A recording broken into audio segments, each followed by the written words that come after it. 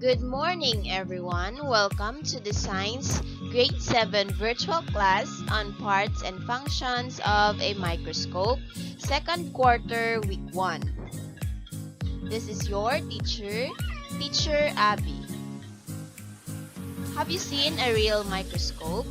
Or have you tried using one during your science class? These figures below are examples of a microscope.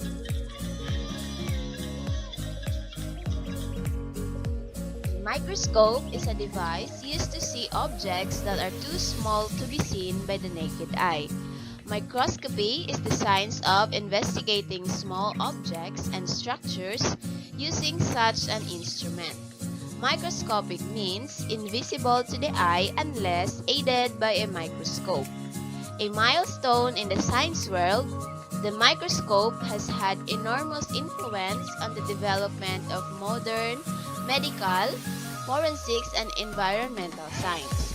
The invention of the microscope has revolutionized the science industry while developing other fields. Parts of a compound microscope. Mechanical parts, they are used to support and adjust the parts of a microscope. Second, we have magnifying parts. They are used to enlarge the specimen. Third one, illuminating parts. They are used to provide light for the specimen. Eyepiece and body tube. Eyepiece is the lens through which the viewer looks to see the specimen. It is usually contains a 10 times or 15 times power lens. The body tube connects the eyepiece to the objective lenses. Objectives and stage clips. Objective lenses are the one of the most important part of a compound microscope. They are the closest to the specimen. A standard microscope has 3 to 4 objective lenses which range from 4x to 100x. Arm and base. The arm connects the body tube to the base of the microscope. The base supports the microscope and its illuminator. Illuminator and stage. Illuminator is the light source of a microscope, a compound that microscope uses a low voltage bulb as an illuminator. Stage is the flat platform where the slide is placed. Nosepiece and aperture. Nosepiece is a rotating turret that holds the objective lenses. The viewer spins the nosepiece to select different objective lenses. The aperture is the middle of the stage that allows light from the illuminator to reach the specimen. Condenser and diaphragm. A condenser gathers and focuses light from the illuminator onto the specimen being viewed. Diaphragm is a 5-hole disc placed under the stage. Each hole is a different diameter. By turning it, you can vary the amount of light passing through the stage opening.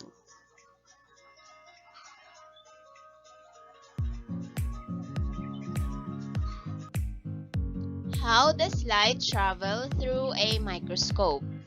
Light is first emitted by the light source and is directed by the condenser lens on the specimen. The light from the specimen then passes through the objective lens. Further light rays are passed to a projector lens, which reverses their direction so that when the image reaches the eye, it will not appear upside down. Not all microscopes have a projector lens, so the viewer may be seeing a reverse image. In this case, when the slide is moved, it will appear to be moving in the opposite direction to the viewer.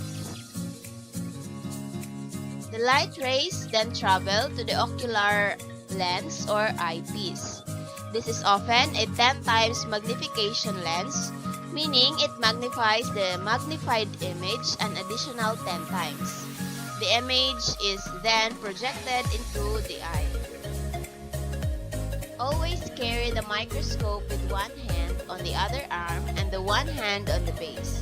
Carry it close to your body. Be gentle.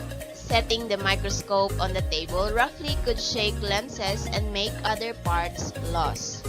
Always start and end with the lowest powered objective. Place the slide on the microscope stage with the specimen directly over the center of the glass circle on the stage or directly over the light. If you wear glasses, take them off. If you see only eyelashes, move closer.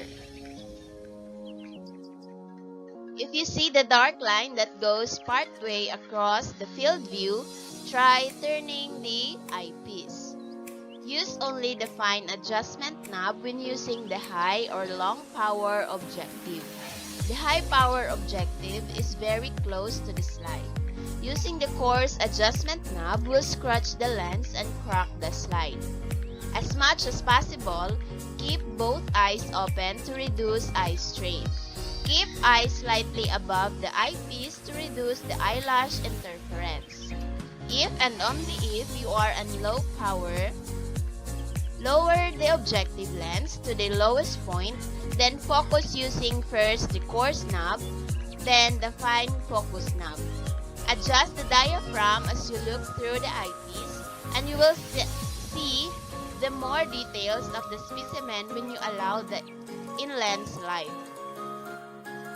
Too much light will give you the specimen washed out appearance. And that is it for today's lesson. Please don't forget to subscribe to our YouTube channel, GAITF, or you can log into our account at lcms.gaitf.com so that you can answer the quizzes and the activities given by the teacher. Thank you for listening.